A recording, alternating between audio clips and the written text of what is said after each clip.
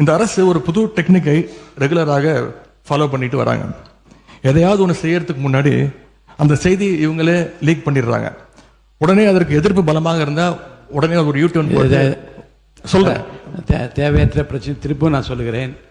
இந்த பிரச்சனையை ஒட்டி மற்றும் பேசுங்கள். எந்த ஸ்ட்ராட்டஜி எந்த இதெல்லாம் என் முன்னால் இருக்கிற பிரச்சனை தேவையில்லை. வாங்க. காவிரி நமக்கு உயிர் ஆதாரம், நம்மளோட உணர்வு ரீதியான ஒன்று. அதனால் அதை வச்சு அரசியல் பண்ணுற எண்ணம் துளி கூட நம்ம அரசுக்கு இல்லை. தான் நம்ம பெங்களூர் போக நினச்சதை பற்றி பல ஒப்பீனியன்ஸ் வந்துச்சு. நாம் போக நினச்சதுக்கு காரணம் ஒருவேளை இந்த பிரச்சனை தீர்க்கறதுக்கான ஒரு பாசிட்டிவ் சைன் கிடைச்சா நல்லா இருக்குமேன்னு ஒரு எண்ணத்தில் தான். இன்றைய காலத்தில் பகை நாடுகளை பேசி தீர்க்க பார்க்குறாங்க. பக்கத்து மாநிலத்தோட பேசி பார்த்தா என்னன்னு நினச்சேன்.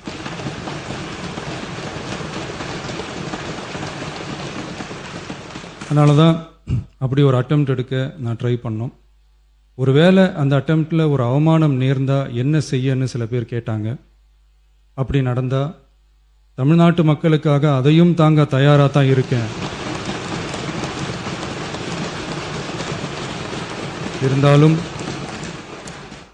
இருந்தாலும் நம்ம மேலே அன்பு காட்டின அத்தனை பேருக்கும் என்னோட நன்றிகள்.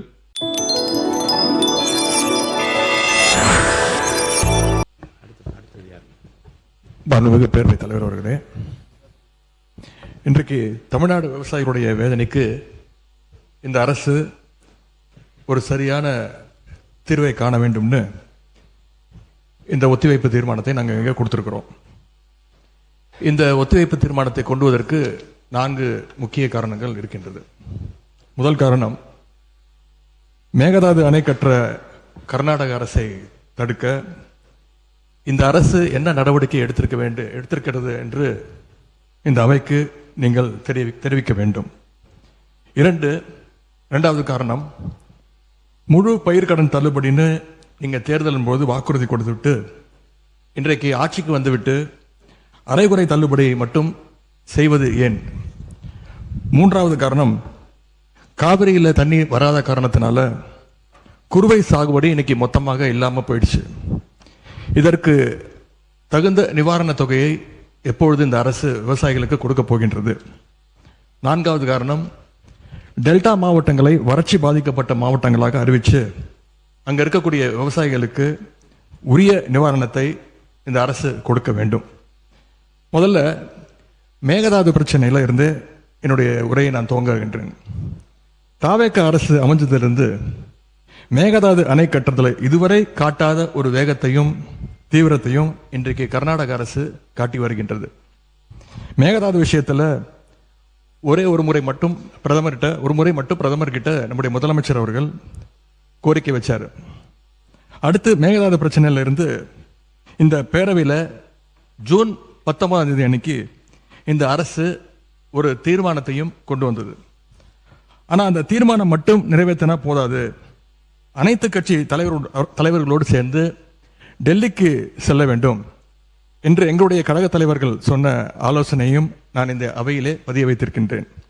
அப்பொழுதுதான் நாம் அனைவரும் இந்த விஷயத்தில் ஒற்றுமையாக இருக்கிறோம் என்பதையும் நாம் அவர்களுக்கு சொல்ல முடியும். இந்த இடைப்பட்ட காலத்தில் நாங்கள் சொன்னதையும் இந்த அரசு செய்யவில்லை. அனைத்து கட்சி கூட்டத்தை கூட்டணும்னு தொடர்ந்து வலியுறுத்தி கேட்டுக்கொண்டு வருகின்றோம். திராவிட முன்னேற்ற கழகம் மட்டுமல்ல, தமிழ்நாட்டில் இருக்கக்கூடிய அனைத்து கட்சியும் இந்த அனைத்து கட்சி கூட்டத்தை கூட்ட வேண்டும் என்று தொடர்ந்து வலியுறுத்தி வருகின்றார்கள். ஏன் கேட்டுக்கிறோம்னா, கர்நாடக முதலமைச்சரும் அந்த அரசும் மேகதாது விஷயத்தில் மிகவும் தீவிரமாக செயல்பட்டு வருகின்றார்கள். ஜூன் 11ஆம் தேதி ஒன்றிய நிதியமைச்சர் திருமதி நிர்மலா சீதாராமனை கர்நாடக முதலமைச்சர் அவர்கள் நேரில் பார்த்து மேகதாது அணை கட்டுவதற்கு நிதியுதவி வேண்டும் என்று கோரிக்கை வச்சிருக்கிறார். ஜூன் 12ஆம் தேதி ஒன்றிய ஜல்சக்தித்துறை அமைச்சர் திரு CR பட்டீல் அவர்களை நேரில் பார்த்து மேகதாது திட்டத்திற்கு நீங்கள் ஒப்புதல் அளிக்க வேண்டும் என்று கோரிக்கை வச்சிருக்கிறார். ஜூலை 27ஆம் தேதி அன்றைக்கு நாடாளுமன்றத்தில் ஒன்றிய ஜல்சக்தித்துறை அமைச்சர் இணையமைச்சர் மேகதாதுல அணை கட்ட தமிழ்நாடு, புதுச்சேரி மாதிரியான கீழ்ப்படுகை மாநிலங்கள், அதாவது லோவர் ரிப்பேரியன் ஸ்டேட்ஸ், அதனுடைய அனுமதி தேவையில்லை என்று கூறியிருக்கிறார். அதே நாள் ஜூலை 27 டெல்லியில் கர்நாடகத்தைச் சேர்ந்த அனைத்து கட்சி எம்பிக்கள் கூட்டத்தை கர்நாடக முதலமைச்சர் அவர்கள் நடத்தியிருக்கிறார். கர்நாடக அமைச்சர் திரு ராமலிங்க ரெட்டி, கர்நாடக அரசுடைய டெல்லி பிரதிநிதி, கர்நாடக அரசுடைய தலைமை வழக்கறிஞர், மூத்த அதிகாரிகள் எல்லாரும் கூட சேர்ந்து மேகதாது சம்பந்தமாக அந்த மாநில முதலமைச்சர் ஆய்வு கூட்டத்தையும் நடத்தியிருக்கிறார். எல்லாத்துக்கும் மேல ஆகஸ்ட் 2 பெங்களூர்ல அனைத்து கட்சி கூட்டத்தை கூட்டுறோம்னு கர்நாடக முதலமைச்சர் அனைத்து கட்சிக்கும் அழைப்பும் விடுத்திருக்கிறார்.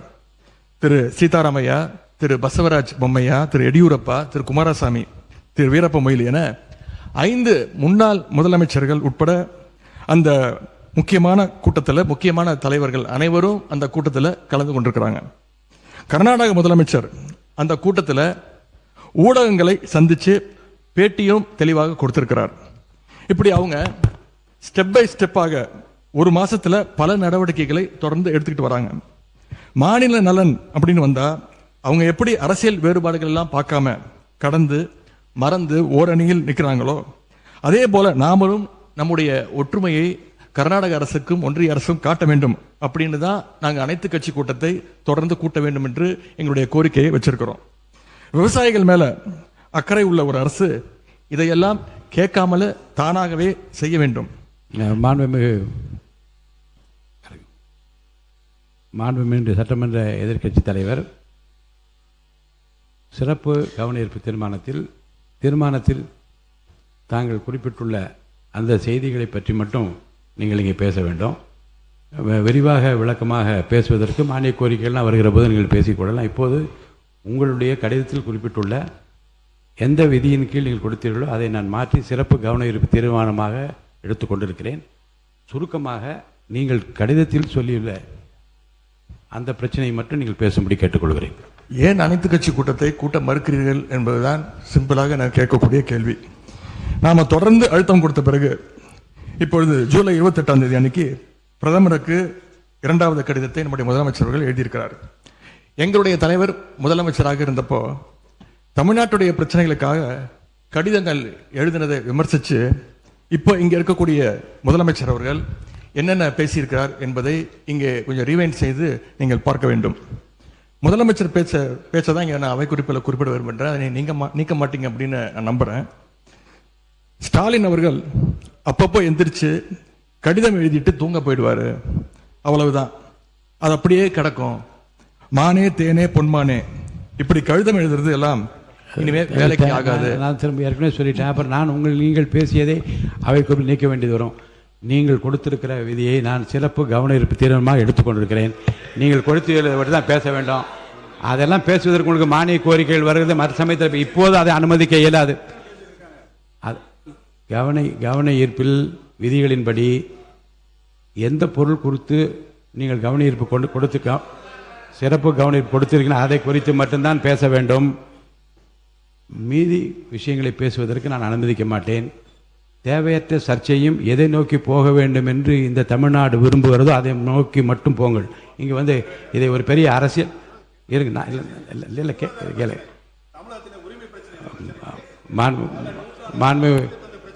மாண்பு முன்னாள் முதலமைச்சருக்கும் தெரியும் இந்த ஜீவாதார பிரச்சனையை எப்படி கையாளுவது என்பதை பற்றி மாநில அரசுக்கும் தெரியும்.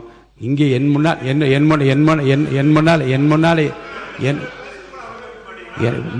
என் முன்னாலே இருப்பது விதிகளின்படி இந்த பேரவை நடத்த வேண்டும் என்பதில் நான் அக்கறையாக இருக்கிறேன். விதிகளுக்குட்பட்டு அவர் அவசியம் என்று கருதி அந்த பிரச்சனையை எடுத்திருக்கிறேன். அவர் கொடுத்திருக்கிற இந்த கவன ஈர்ப்பு தீர்மானத்தில் என்ன குறிப்பிட்டிருக்கிறாரோ அந்த கருத்துக்களை சாதாரணமாக மரபு என்ன என்றால் அதை படித்துவிட்டு இந்த பிரச்சனையை உங்கள் கவனத்திற்கு கொண்டு வந்து கவனத்தை ஈர்க்கிறேன் என்று சொல்ல அமர்வதுதான் சரி. ஆனால் இதில் நான் பிரச்சனையின் தீவிரம் கருதி நான் அவரை பேச அனுமதித்திருக்கிறேன். மேற்கொண்டு பிரச்சனையை அரசியல் நோக்கத்தில் கொண்டு செல்லாமல் இதில் நீங்கள் குறிப்பிட்டுள்ள இந்த பிரச்சனையை பற்றி மட்டும் படித்துவிட்டு அமருமாறு கேட்டுக்கொள்கிறேன். இல்லை இருங்க, நீங்கள் இருங்க. மாண்பு உறுப்பினர் ஏற்கனவே முன்னாள் முதலமைச்சர் அதை சொல்லிட்டாங்க. நீங்கள் உட்காருங்க. மாண்பு பேரவைத் தலைவர்களே, இந்த பிரச்சனை தீவிரமான பிரச்சனை என்று நீங்களே சொல்கிறீர்கள். நான் கேட்பதெல்லாம் ஒன்றே ஒன்று தான். நாங்கள் தொடர்ந்து அனைத்து கட்சி கூட்டத்தை கூட்ட வேண்டும் என்று கேட்டுக்கொள்கின்றேன். காவிரியில் இந்த பிரச்சனையை தீர்ப்பதற்காக கர்நாடக அரசு தொடர்ந்து அனைத்து கட்சி கூட்டத்தை கூட்டிகிட்டு இருக்கிறாங்க. அங்கே இருக்கிறவங்க எல்லாருடைய கருத்துக்களையும் கேட்குறாங்க. ஏன் தமிழக அரசு அனைத்து கட்சி கூட்டத்தை கூட்டுவதை தவிர்க்கின்றது என்பதுதான் எங்களுடைய கேள்வி. அதாவது பேரவைத் தலைவர் வாயிலாக இன்னும் இங்கே தெரிவிக்க விரும்புகின்றேன். இந்த அரசு ஒரு புது டெக்னிக்கை ரெகுலராக ஃபாலோ பண்ணிட்டு வராங்க. எதையாவது ஒன்று செய்யறதுக்கு முன்னாடி அந்த செய்தி இவங்களே லீக் பண்ணிடுறாங்க. உடனே அதற்கு எதிர்ப்பு பலமாக இருந்தால் உடனே ஒரு யூடியூன் சொல்றேன். தேவையற்ற பிரச்சனை திருப்பும் நான் சொல்லுகிறேன். இந்த பிரச்சனையை ஒட்டி மற்றும் பேசுங்கள். எந்த ஸ்ட்ராட்டஜி எந்த இதெல்லாம் என் முன்னால் இருக்கிற பிரச்சனை தேவையில்லை. வாங்க, இந்த பிரச்சனையை ஒட்டி தான் தலைவர் பேசிட்டு இருக்கிறேன். முதலமைச்சர் அவர்கள் கர்நாடகா போறார் அப்படின்னு வேளாண் துறை அமைச்சர் ஒரு பேட்டி கொடுக்கிறார். அப்புறம் அவரே அதை மறுத்து பேசுகிறார். அப்புறம் இன்னும் 2 அமைச்சர்கள் அதிகாரபூர்வமாக எந்த முடிவையும் நாங்கள் எடுக்கவில்லை என்று கூறுகிறார்கள். 13 பேர் கொண்ட ஒரு குழு போகுதுன்னு திரும்பி செய்திகளில் பார்த்தோம். கடைசியில் என்ன ஆச்சுன்னா, கர்நாடக முதலமைச்சர் சொல்லிட்டார், நீ இந்த தமிழ்நாடு முதலமைச்சர் இங்கே வர வேண்டாம், நாங்கள் தண்ணியெல்லாம் கொடுப்பதற்கு தயாராக இல்லை என்று கர்நாடக முதலமைச்சர் அவர்கள் தெரிவிக்கிறார். அவர் சொன்னது உண்மையா இல்லையா என்றால் முன்னவர் மாண்பு பேரவைத் தலைவர் அவர்களே, மாண்பு எதிர்க்கட்சி தலைவர்கள் தாங்கள் குறிப்பிட்டதை மறந்து ஒவ்வொன்றாக அவர்கள் பேசிக் கொண்டிருப்பது என்பது மரபின் அடிப்படையில் சரியாக இல்லை. என்று சொன்னால் என்ன முக்கியமான பிரச்சனை என்ற முறையிலே தான் அவர்களுக்கு இவ்வளவு நேரம் பேச அனுமதித்தார்கள். மீண்டும் அதையே திருப்பி நம்முடைய எதிர்க்கட்சி தலைவர்கள் ஒரு அரசியல் ரீதியாக பேசி வருவது சரியாக இருக்காது.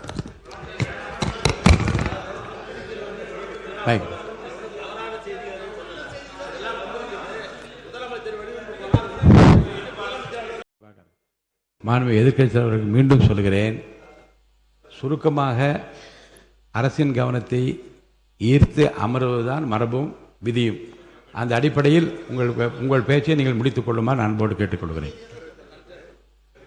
தவறாக எதுவும் பேசவில்லை. இல்லை, தவறு சரி. அனைத்து கட்சி கூட்டத்தை கூட்டப் போகிறீர்களா இல்லையா, எப்பொழுது கூட்டப் போகிறீர்கள்? இன்னொன்று, கர்நாடக முதலமைச்சர் சொல்றாரு, முதலமைச்சர் இங்கே வர தேவையில்லை, தமிழ்நாடு முதலமைச்சர் இங்கே வர தேவையில்லை, தண்ணி நாங்கள் கொடுக்க முடியாது, தண்ணி இல்லை அப்படின்னு கர்நாடக முதலமைச்சர் சொல்லியிருக்கிறார். இதையெல்லாம் கேட்டுதான் நான் தெளிவுபட விரும்புகின்றேன். தமிழக முதலமைச்சர் கர்நாடகா செல்வதாக இருந்தாரா? அப்படி இருந்தால் ஏன் செல்லவில்லை? இப்பொழுது உங்களுடைய நிலை என்ன என்பதுதான் என்னுடைய கேள்வி. 2வது பிரச்சனை, பயிர்க்கடன் தள்ளுபடி பற்றி பேச விரும்புகின்றேன். தேர்தல் வாக்குறுதியில் நீங்கள் கொடுத்த வாக்குறுதி முழு பயிர்க்கடன். நான் இதெல்லாம் அனுமதிப்பதாக இல்லை. உங்களுடைய 56 விதியின் கீழ் கொடுத்திருக்கிற கடிதத்தில் ஒட்டி நீங்கள் நிறைய சொல்லிவிட்டீர்கள். நான் உறுப்பினர்கள் பேச வேண்டும். கவனத்தை ஈர்க்கின்ற அந்த நேரம் முடிந்து விட்டது. நான் அடுத்த உறுப்பினரை பேச அழைப்பேன். எட்டிங் வேண்டாங்க, நான் என்ன சொல்ல, நீங்கள் பாருங்க, உங்களுக்கு பேசுவதற்கு மாண்புமிகு எதிர்க்கட்சி தலைவருக்கும் மாண்புமிகு எதிர்க்கட்சிகளுக்கும் பேசுவதற்கு நிறைய அவகாசம் வேறு வேறு மானிய கோரிக்கைகள் வருகிறது. அப்போ நீங்கள் விரிவாக விளக்கமாக நீங்கள் பேசுங்க, பதில் சொல்வதற்கு அமைச்சத்தை இந்த ஒரு முடிங்க. 2வது, இந்த பயிர்க்கடன் தள்ளுபடி நீங்க தேர்தல் வாக்குறுதி கொடுத்திருக்கிறீங்க, முழு பயிர்க்கடன் தள்ளுபடி அப்படின்னு. மாண்பு பேரவைத் தலைவர் அவர்களே, மாண்பு எதிர்க்கட்சி தலைவர்கள் கொடுக்கின்ற சிறப்பு கவன ஈர்ப்பு தீர்மானத்தில் அது இடம்பெற்றிருக்கிறதா என்பதை அறிய விரும்புகிறேன். போதும்.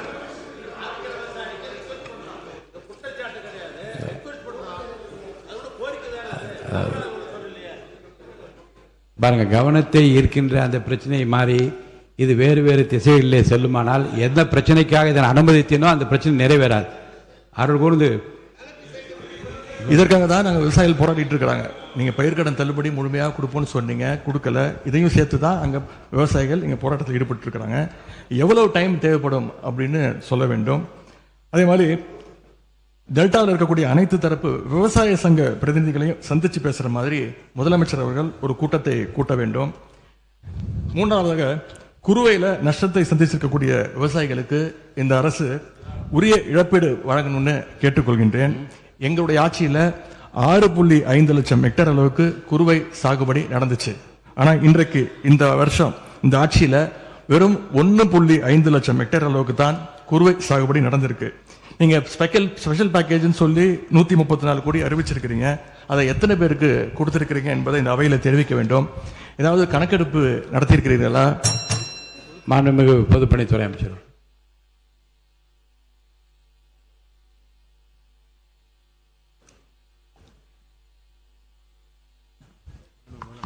மாண்புமிகு முதலமைச்சர் அவர்கள்.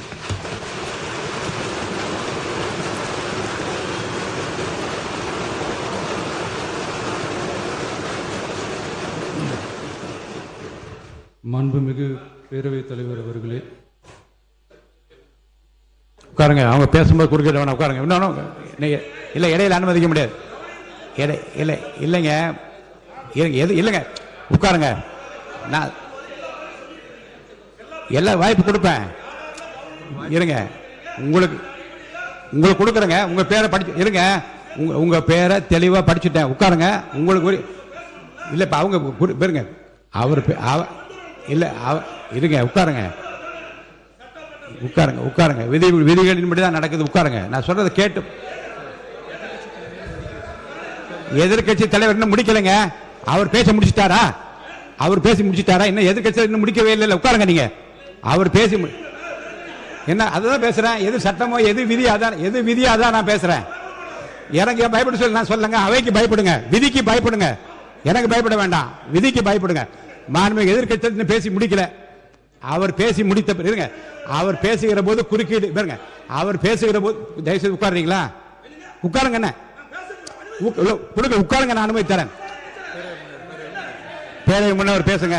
பேரவை முன்னவர் உட்காருங்க, பேசுங்க. நீங்க பேச கருத்து சொல்லுங்க. மாண்பு பேரவைத் தலைவர் அவர்களே, ஒரு நிமிஷம். மாண்பு பேரவைத் தலைவர் அவர்களே, எதிர்க்கட்சி தலைவர் சொன்னதற்காக இல்லை, ஒரு நிமிஷம். எதிர்க்கட்சி தலைவர் குறிப்பிட்டதற்காக அதற்கு ஒரு பதில் அளித்ததற்கு பிறகு முறைப்படி உங்களுக்கும் அந்த வழங்கப்படும். ஆகவே நீங்கள் அதுக்குள்ள அவசரப்படாது. அதுதான் சொல்றேன். நான் அதுதானே சொல்றேன். மாண்புமிகு முதலமைச்சர் அவர்கள்.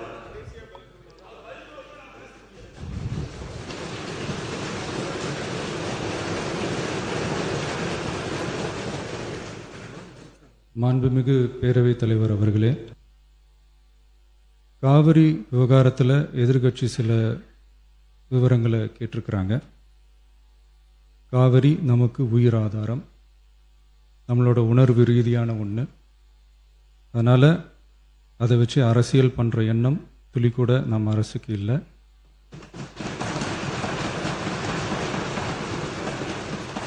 அதுக்கான அவசியமும் இல்லை. மேகதாது விவகாரத்தில் நாம் எல்லாரும் சேர்ந்து தான் தீர்மானம் போட்டோம். அதை நேர்முக கடிதமாக மாண்புமிகு பிரதமர் அவர்களுக்கும் அனுப்பி வச்சிருக்கிறோம். அதோடு நாம் அப்படியே இருந்துடல. ராஜ்யசபாவில் ஒன்றிய ஜல் சக்தி துறை இணை அமைச்சர் மேகதாது அணை பற்றி முழு விவரங்களை குறிப்பிடலைன்னு தெரிஞ்சதும் காவிரி நடுவர் மன்றத்தின் இறுதி தீர்ப்பு மற்றும் மாண்புமிகு சுப்ரீம் கோர்ட் தீர்ப்பு சம்பந்தமான விதிகள் மற்றும் பத்திகளை கோட் பண்ணி மேகதாது திட்டத்துக்கு எந்த விதமான சட்டபூர்வமான அனுமதியோ நிர்வாக அனுமதியோ வழங்கக்கூடாதுன்னு மாண்புமிகு பிரதமர் அவர்களுக்கு அடுத்த நாளே நேர்முக கடிதம் எழுதினோம். காவிரி நதிநீர் பங்கீட்லேயும் சரி, மேகதாது அணை கட்டுற முயற்சிகளை தடுக்கிறதுலையும் சரி, தமிழ்நாட்டோட உரிமையை நம்ம அரசு கொஞ்சம் கூட விட்டு தரவே தராது. அதுதான் நம்மளோட நிலைப்பாடும். அதே நேரத்தில் கர்நாடகாவில் சில அணைகள் கட்ட ஆரம்பித்ததை பற்றியும் இதே அவையில் 1969 ஒரு விவாதம் நடந்திருக்கு. அப்போது நீர்வளத்துறை அமைச்சராக இருந்தது யார்? அப்போ அணை கட்ட விட்டது ஏன்னு கேட்டு அந்த மாதிரி சீப் பாலிடிக்ஸ்லாம் நான் பண்ண விரும்பலை.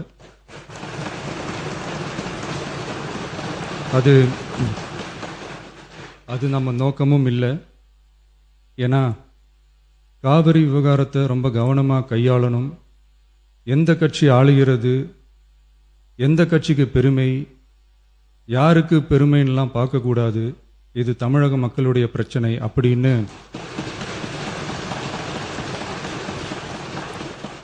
அப்போ இருந்த எதிர்கட்சி தலைவர் திரு கருத்திருமன் அவர்கள் சொன்னதை இந்த சபையில் சொல்ல விரும்புகிறேன்.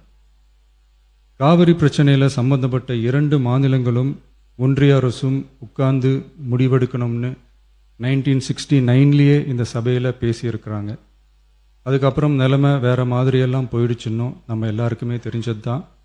சட்டப்படி இந்த பிரச்சனையை அணுகிறதுல நாம் உறுதியாக இருக்கிறோம், அதில் மாற்றமே இல்லை. இருந்தாலும் ஒரு அட்டெம்ப்ட் எடுத்து பார்க்கலாம்னு தோணுனது தான் அந்த பெங்களூர் விசிட். அப்படி ஒரு விசிட் பற்றி ஃபஸ்ட்டு யோசித்து கேட்டதும் நான் தான். நாம் பெங்களூர் போக நினச்சதை பற்றி பல ஒப்பீனியன்ஸ் வந்துச்சு. நாம் போக நினச்சதுக்கு காரணம், ஒருவேளை இந்த பிரச்சனை தீர்க்கறதுக்கான ஒரு பாசிட்டிவ் சைன் கிடைச்சா நல்லா இருக்குமேன்னு ஒரு எண்ணத்தில் தான். இன்றைய காலத்தில் பகை நாடுகளை பேசி தீர்க்க பார்க்குறாங்க, பக்கத்து மாநிலத்தோட பேசி பார்த்தா என்னன்னு நினச்சேன்.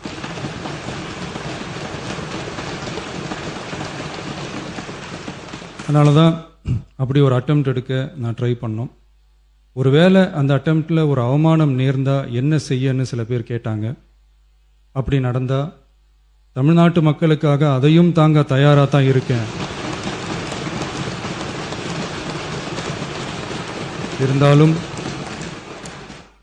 இருந்தாலும் நம்ம மேலே அன்பு காட்டின அத்தனை பேருக்கும் என்னோட நன்றிகள். இந்த காவிரி விவகாரம் பற்றி மாண்புமிகு நீர்வளத்துறை அமைச்சர் அவர்கள் உரிய விளக்கம் அளிப்பார். அதே மாதிரி காவிரி பிரச்சனையால் பாதிக்கப்பட்ட விவசாயிகளுக்கான அந்த இன்சூரன்ஸ் பிரீமியம் அரசே கட்டுறதை பற்றி கேட்டிருந்தாங்க. அதுக்கான விரிவான பதிலை மாண்புமிகு விவசாய அமைச்சர் அவர்கள் தருவார். அப்புறம் இந்த குறுவை சாகுபடிக்கு அந்த நிவாரண தொகுப்பு பற்றி எதிர்க்கட்சியிலேருந்து கேட்டிருந்தாங்க. அந்த குறுவை சாகுபடிக்கு அந்த நிவாரணம் ஏற்கனவே கொடுத்தாச்சு, வழங்கியாச்சு. இது அரசியலே நாங்கள் தான் அப்படின்னு சொல்லிக்கிறவங்களுக்கு இது எப்படி தெரியாமல் போச்சுன்னு எனக்கு தெரியல.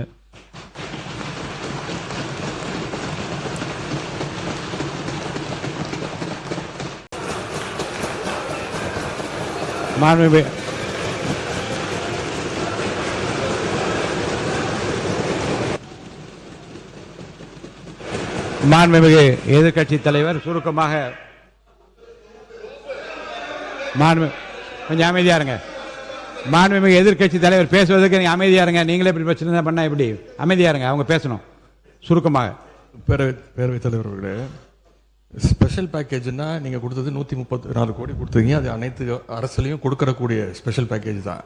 இப்ப வறட்சி நிவாரண நிதி அவங்க கேட்கறாங்க. இது ரெண்டுத்துக்கும் வித்தியாசம் தெரிஞ்சுக்க வேண்டும். இது வெறும் காலைல பேப்பர் படிச்சா மட்டும் பத்தாது. அங்க அனைத்து கட்சி கூட்டத்தை கூட்டி அனைத்து விவசாயிகளோடையும் போய் கலந்து பேசி அவங்களுடைய கோரிக்கைகள் என்னன்னு நீங்க தயவு செய்து கேட்டுக்கொள்ள வேண்டும். அதே மாதிரி முன்னவர் மாண்புமிகு இதெல்லாம் மன்னிக்கணும்.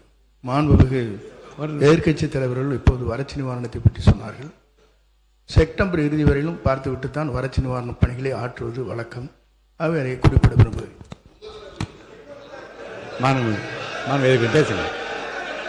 மாண்புமிகு எதிர்க்கட்சி தலைவர், பேரவைத் தலைவர்களே, பேச அனுமதிங்க. நீங்களே இப்படி பண்ணா எப்படி?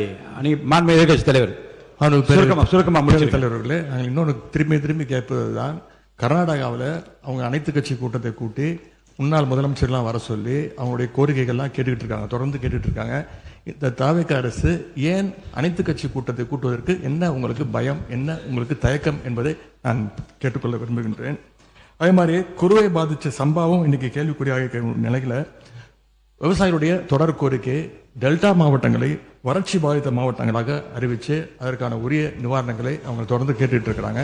எனவே அதையும் இந்த அரசு செய்ய வேண்டும் என்று கேட்டுக்கொள்கின்றேன்.